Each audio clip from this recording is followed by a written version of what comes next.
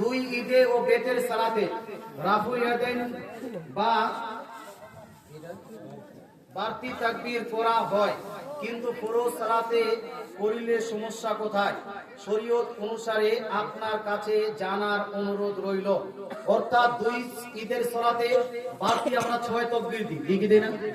দিই মুসলমান, কিন্তু অন্যান্য নামাজে আমরা 6 তাকবীর বাড়তি দিই না। কেন দিই না? তার কারণটা হলো এই যে ইবাদত এটা হলো রাসূল দ্বারা নির্ধারিত একটি পদ্ধতি। আমরা নিজের তরফ থেকে কোনো পদ্ধতি বাড়া কম বেশি করতে পারবো না। নবীজি সাল্লাল্লাহু আলাইহি ওয়াসাল্লাম ঈদের নামাজে 6 তাকবীর দিয়েছেন বলে আমাদেরকে দিতে হয়।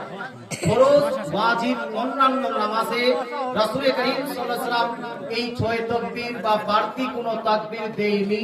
এইজন্য প্রত্যেক মুসলমানের জন্য রাসূলের তরিকার উপর আমল করাটা হলো জরুরি বলে আমরা অন্যান্য নামাজে দিতে পারবো না। কথা বোঝা গেল? যুক্তি দিয়ে ধর্ম চলবে না, ধর্ম চলবে কি দিয়ে? কোরআন এবং হাদিস দিয়ে। যেহেতু অন্যান্য নামাজে কোনো হাদিস নাই, সেহেতু এটা আমরা করতে পারি না। আচ্ছা, আর কিছু বলার আছে? বলার আছে, মসজিদের সেক্রেটারি আছে, ও সিমেন্ট দেয়নি মসজিদে।